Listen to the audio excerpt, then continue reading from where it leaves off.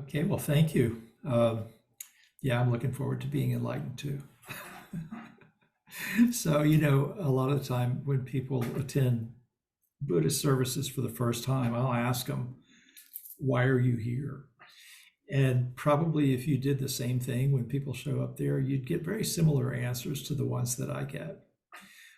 Some come because life is stressful and they're hoping to find a way to have less stress. And some are concerned about what happens after this life. When this one ends, what's next? And sometimes people will say, well, I'm hoping to become enlightened. So the good news is that in Buddhism, at least, uh, these all follow the same path. So I'm going to talk about enlightenment, awakening, as the Buddha talked about it. But the ways that we create stress day to day and are the same ways that we create stress in life. And that's the same way that creates stress from life to life, the way we view things. So if you don't want to consider rebirth and not concerned about that, that's fine. These things will still be useful to you if you're just trying to find out how to live a little bit less stressfully tomorrow. But that said, if I didn't think that enlightenment was possible, I wouldn't be a Buddhist. I think there are enough people around who have experienced what we'd consider a glimpse of enlightenment that I think that we can safely say that such a thing exists and that it's worth pursuing, and that we can, if not experience what a Buddhist would consider total unbinding, nirvana, that we can at least move toward it. And by exploring our spiritual path, we can discover some freedom and joy that might not otherwise be available to us. So when the Buddha talked about what it meant to be enlightened, he spoke in terms of 7 specific factors: mindfulness, keen investigation of the Dharma, effort, happiness, calm, concentration, and equanimity. So, and you don't have to remember all those things. I'm going to talk about them individually. But it's interesting when we think about enlightenment, a lot of people will talk about it as if it's something that happens to you. I got enlightened, right? But really, if you look at it in these terms, the way we talk about it, it's really more something that you do. You live an enlightened life. So if you think about that term enlightenment, most religions talk about different ways of bringing light to the darkness that sometimes appears in our lives. One of my favorite things when I was a chaplain at Stetson was the Yule log lighting, because that's what that represents, is bringing light into the dark, both in terms of, as one season ends and transitions into another, but also into the darkness that sometimes appears in our lives. So Jesus used the phrase light of the world to describe himself and his disciples, and said he was sent to cast out darkness. Islam says Allah is the light of heavens and earth. And there's a very profound analogy that's almost like a Zen koan, talking about a lamp and shining a light into the darkness.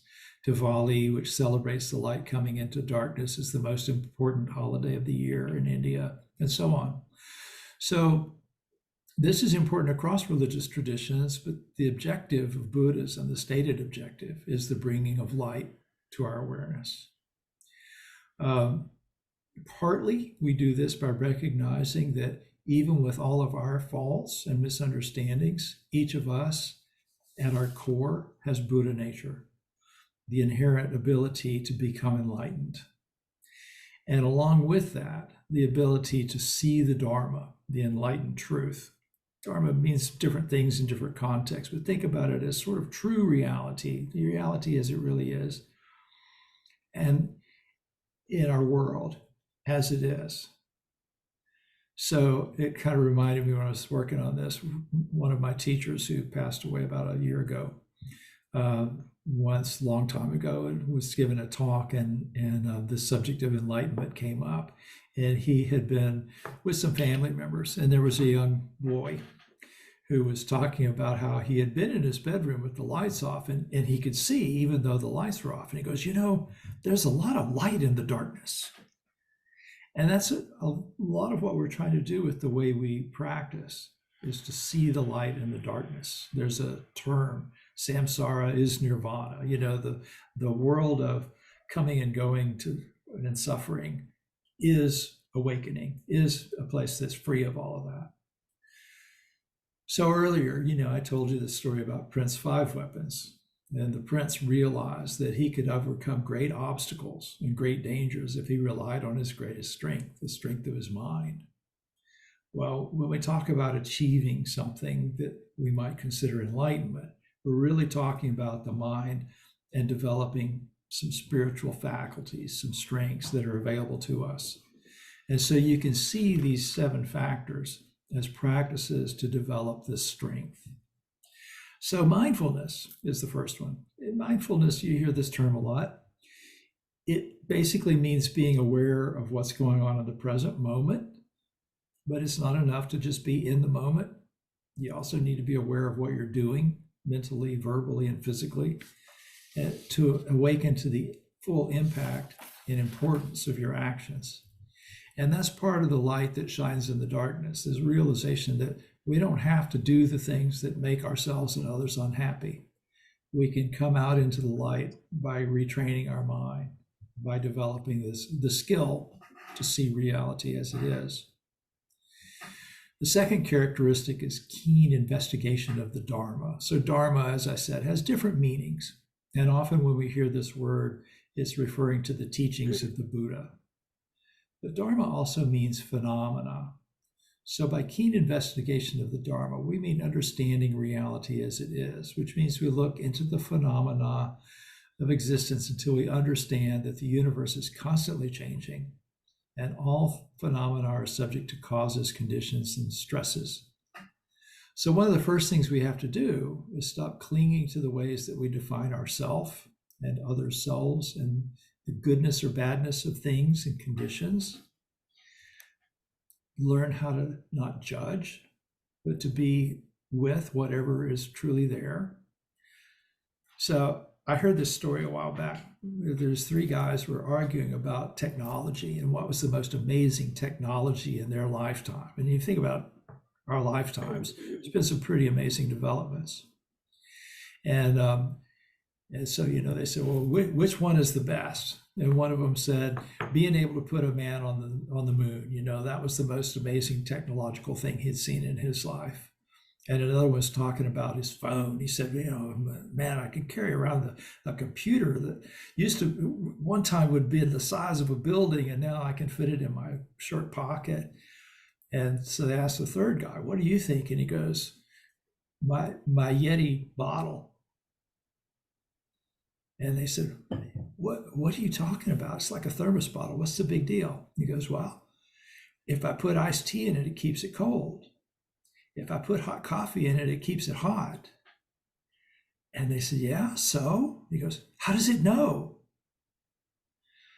Well, think about like this. What we put in, to our experience is what's there. It doesn't, we don't, and to judge something, good or bad, doesn't change its nature. If I hate this, it still keeps cold water cold. If I love it, it still keeps hot coffee hot. It doesn't matter what I think about it. It's its nature to do what it does. So if we're deciding to judge something good or bad or indifferent, we're engaging in a process that's really not worth it. And people get hung up on the idea of attachment, thinking it means indifference, but really it means to not judge. Why does anything, person, inanimate object, or condition need to be judged? It's not going to react one way or the other to our judgment of it. That doesn't mean that we go through life just, not worrying about anything and letting bad things be bad or whatever. Sure, there are some things that we can put our attention to, bringing more justice into the world and things like that. But we don't have to judge the people involved. Let them be what they are, and then we can change what needs to be changed. So part of the process of enlightenment means to understand that things are the way they are. Love them or hate them. But if we get disturbed, that's something that we're doing. It's the same with our bodies and with our moods and so on. We see them as impermanent. They're not They're not self, they're not mine, they're not really under my control. And that's it. We drop the judgments because it's just not worth spending the time on. Sometimes people hear this and think, wow, these Buddhists are very negative. But you think about it, like, look at flowers. I go for a walk with the dog several times a day because he's a small dog and he can't hold very much. And so, and being in New England, one of the nicest things about being here is that I get to see these flowers that I hadn't seen since I was a kid growing up in Texas, because you don't have seasons in Florida that allow for some of these things to happen, And so I'm seeing these things and go, wow, they're incredible. And then a week later, they're gone. They've turned into compost.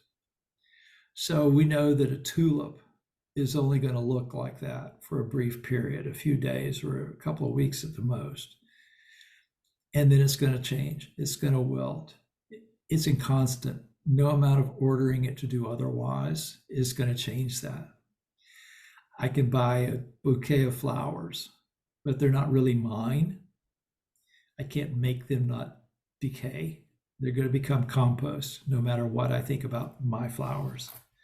And if I expect it to be otherwise, it's going to be stressful. But if I can accept them the way they are, I can appreciate the beauty while they're beautiful. And then I can appreciate their value as fertilizer for the next year's flowers. So there's a saying in Zen that when you're enlightened, the trees and rocks are enlightened too. And what this means is, yes, there's stress and inconstancy and all of that, but there's beauty too. And it's there precisely because of the stress and inconstancy. If the days didn't get shorter as the earth moved around the sun, they wouldn't get longer. If the growing season didn't end, there wouldn't be compost to nurture the next harvest.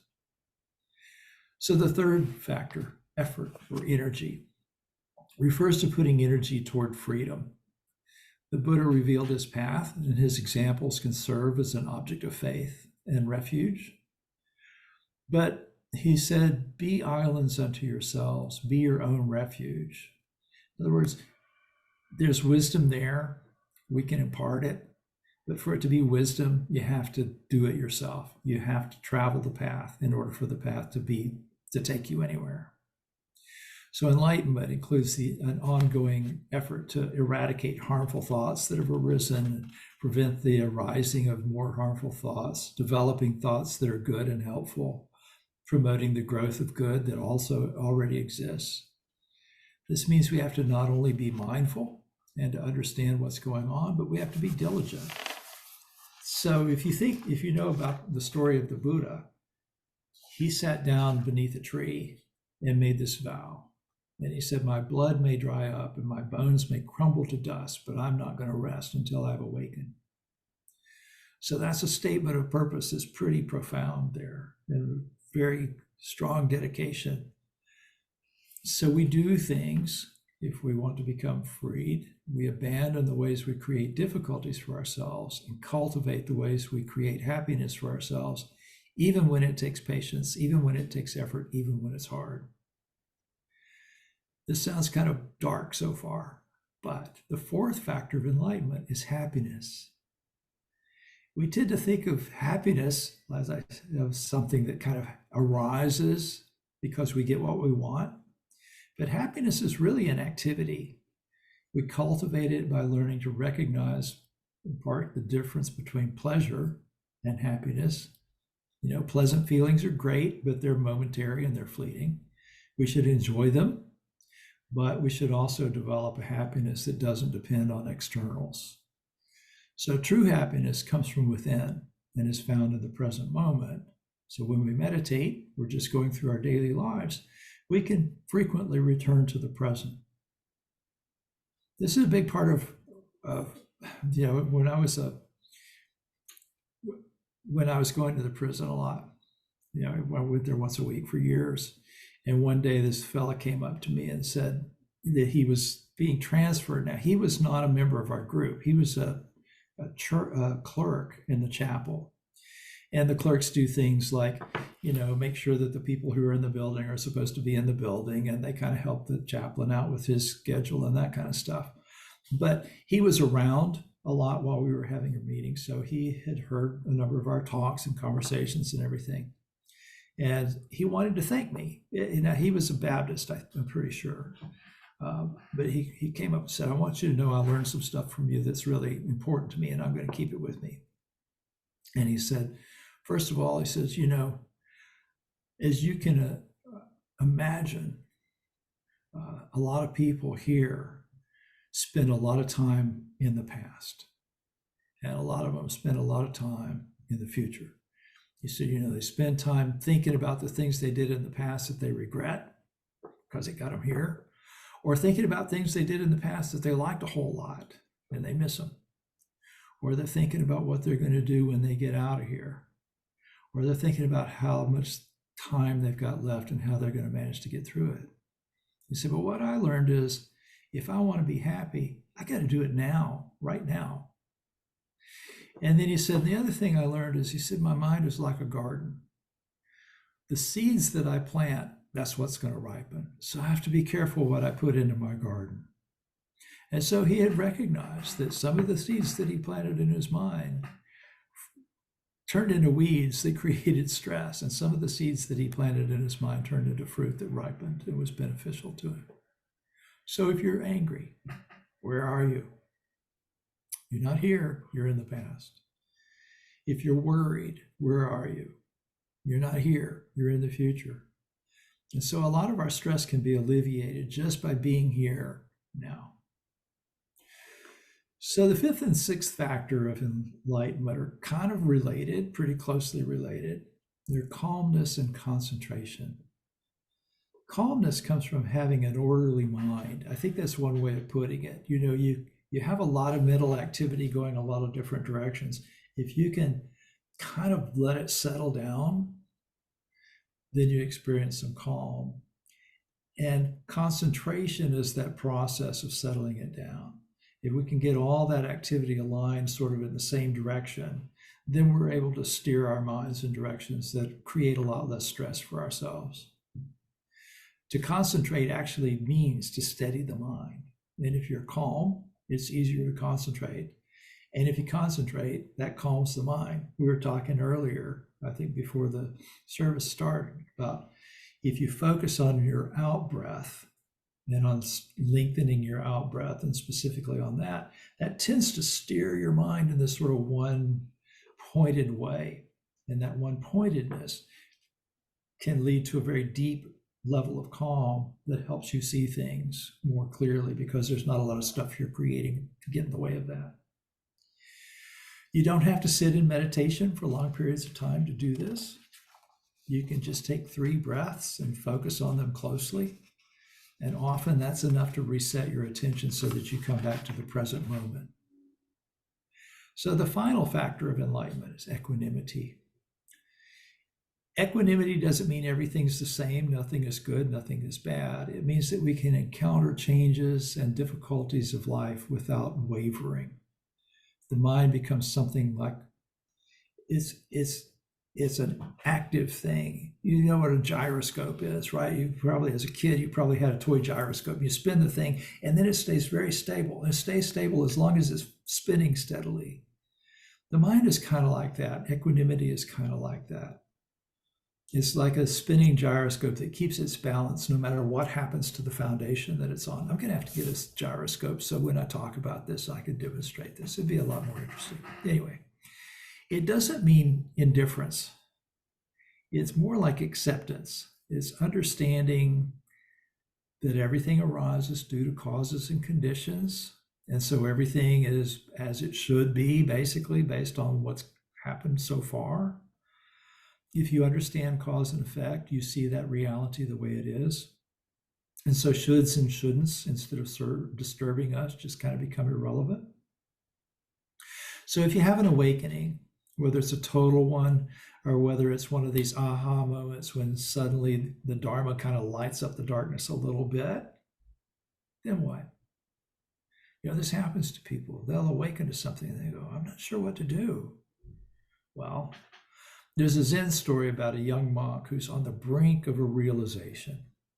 His master recognizes that he's almost at this point of having a profound enlightenment experience.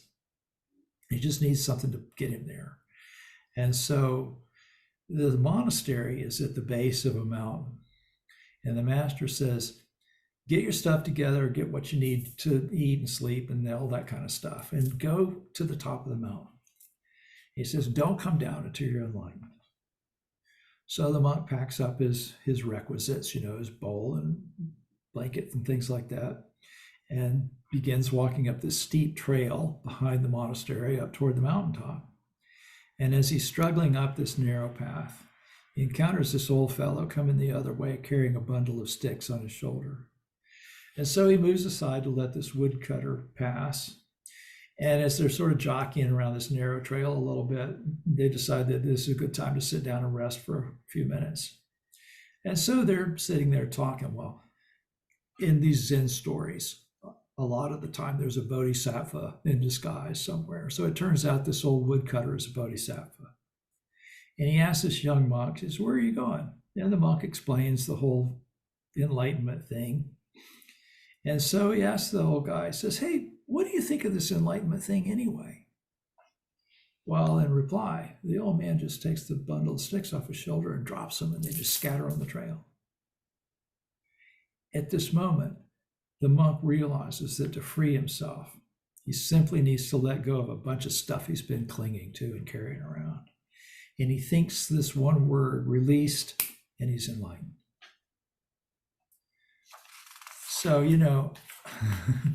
I've been doing this stuff for a long time, but every once in a while I'll have that kind of experience. In fact, so I'm the head of the leadership council of this basic, for lack of a better term, a Buddhist seminary organization, one that I've been involved with for a long time, where I got the Sensei title.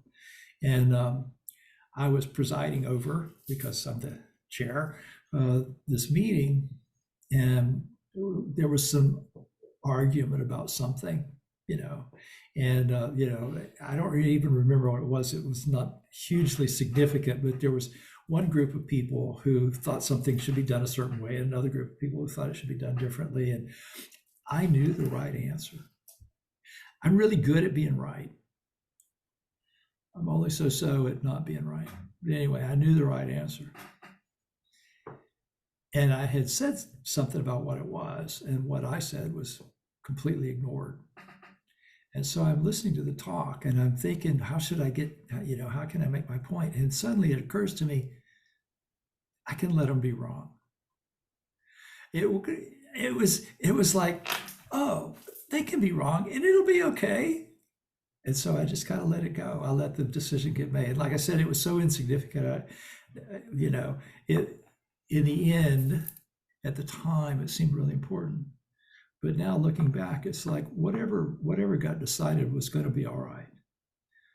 So that letting go, was a real amazingly comfortable thing for me once I did it.